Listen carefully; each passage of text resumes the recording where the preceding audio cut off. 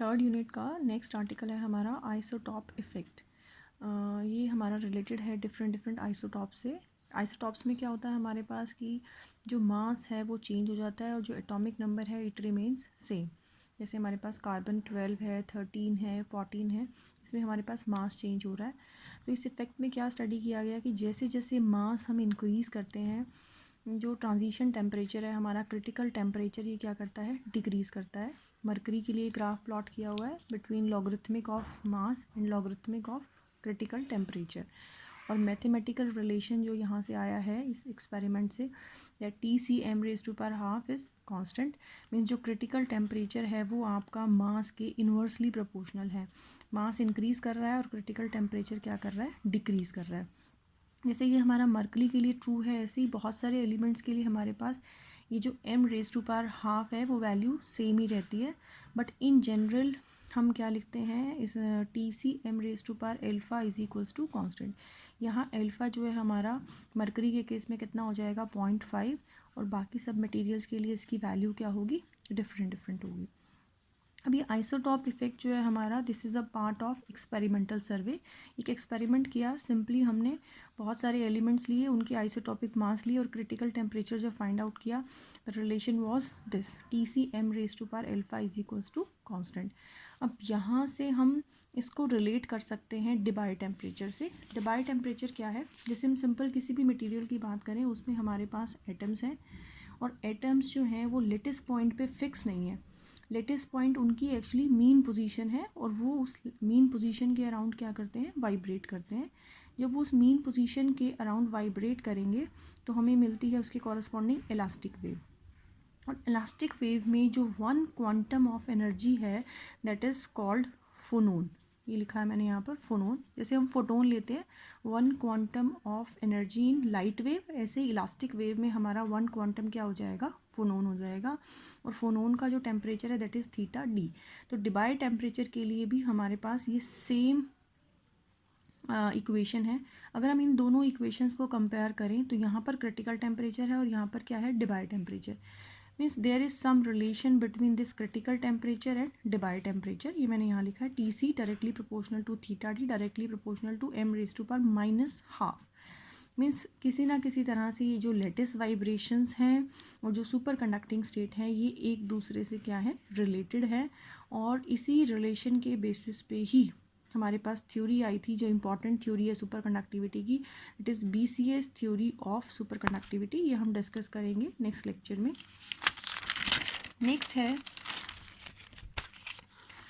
हमारा term critical temperature. Critical temperature TC हम already define कर चुके हैं, sorry. Next is critical magnetic field. अब ये क्रिटिकल मैग्नेटिक फील्ड क्या है, एक्सपेरिमेंटली ये फाइंड आउट किया कि अगर हम कोई सुपर कंडक्टिंग मटेरियल ले रहे हैं और हम एक्सटर्नल मैग्नेटिक फील्ड अप्लाई करते हैं तो एक पर्टिकुलर मैग्नेटिक फील्ड पे जो सुपर कंडक्टिविटी है वो डिस्ट्रॉय हो जाती है और जो मटेरियल है वो नॉर्मल स्टेट में आ जाता है। At that value of magnetic field at which superconducting material comes to its normal state or where superconductivity destroyed is called critical magnetic field HC। ये जो हमारा HC है ये एक्चुअली टेम्परेचर पर डिपेंड करता है। सपोज जैसे आपने सुपर कंडक्टिंग स्टेट में मटेरियल लिया तो TC से बिलो वो सुपर कंडक्टिंग स्टेट में होगा, TC से अबव वो नॉर्मल स्टेट में होगा। तो देखिए आप, टेम्परेचर अगर TC है, सपोज़ हमारे पास ये टेम्परेचर है, TC से हमने यहाँ टेम्परेचर ले लिया, तो इस टेम्परेचर के कॉरस्पॉन्डिंग हमारे पास अगर आप इतना मैग्नेटिक फील्ड अप्लाई करेंगे तो उसकी सुपर कंडक्टिविटी क्या हो जाएगी, डिस्ट्रॉय हो जाएगी। मीन्स इस ग्राफ से देखें तो ये बाउंड्री हमारे पास आ गई। अगर इस बाउंड्री के अंदर पॉइंट्स होंगे HC और T की, उन वैल्यूज़ के लिए मटेरियल सुपर कंडक्टिंग स्टेट में होगा, अदरवाइज आपका जो मटेरियल है वो नॉर्मल स्टेट में चला जाएगा। That diagram is called magnetic phase diagram. और ये आप देखो एक पैराबोला की इक्वेशन है, यहाँ से हमारे पास HC की टेम्परेचर डिपेंडेंस के लिए इक्वेशन आ गई, HCT is equals to HC0 1 - T²/TC²। ये आपको क्राम करना है। अब इसमें देखिए, जब आप T0 केल्विन की बात कर रहे हैं, एब्सोल्यूट ज़ीरो पे हमारे पास क्रिटिकल मैग्नेटिक फील्ड की वैल्यू क्या है, मैक्सिमम है, that is HCT is equals to HC0। And at T is equals to TC, ये HCTC आपका क्या हो जाएगा, ज़ीरो हो जाएगा। फिर उसके बाद नेक्स्ट है सिल्सबी इफेक्ट। अब ये सिल्सबी इफेक्ट क्या है, देखो अगर हम बात करें, इससे पहले हम एक बार डिफाइन करते हैं क्रिटिकल करंट। जैसे हमने क्रिटिकल मैग्नेटिक फील्ड किया, ऐसे ही क्रिटिकल करंट है। मीन्स अगर आपने एक सुपर कंडक्टिंग मटेरियल लिया और उस सुपर कंडक्टिंग मटेरियल में करंट फ्लो कर रहा है, तो उसमें एक मैक्सिमम लिमिट है करंट के फ़्लो करने की। अगर आप उससे ज़्यादा करंट उसमें फ़्लो कराएंगे तो वो मटेरियल सुपर कंडक्टिंग स्टेट से कौन सी स्टेट में आ जाएगा? नॉर्मल स्टेट में। रीज़न इज़, वो करंट रीज़न नहीं है, reason is associated magnetic field. Suppose आपने करंट पास कराया वहाँ से, अगर हम करंट पास करा रहे हैं तो उसके साथ कुछ ना कुछ मैग्नेटिक फील्ड भी एसोसिएटेड होगा। वो मैग्नेटिक फील्ड क्या करेगा? उसकी सुपर कंडक्टिविटी को डिस्ट्रॉय करेगा।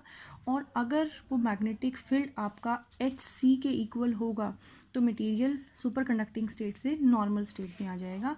सो वो मैग्नेटिक फील्ड HC क्रिटिकल जो आपका मैग्नेटिक फील्ड है उसके कॉरस्पॉन्डिंग जो करंट है आपका, वो क्या हो गया? क्रिटिकल करंट हो गया। And that effect is Silsbee effect. तो सिल्सबी इफेक्ट पे हम सिंपली क्या कह सकते हैं कि जो हमारा सुपर कंडक्टिंग मटेरियल है उसमें जो सुपर कंडक्टिविटी डिस्ट्रॉय हुई है, वो सुपर कंडक्टिंग स्टेट से नॉर्मल स्टेट में जो आया है उसका रीज़न करंट नहीं है, reason is magnetic field associated with that current. This effect is called Silsbee effect.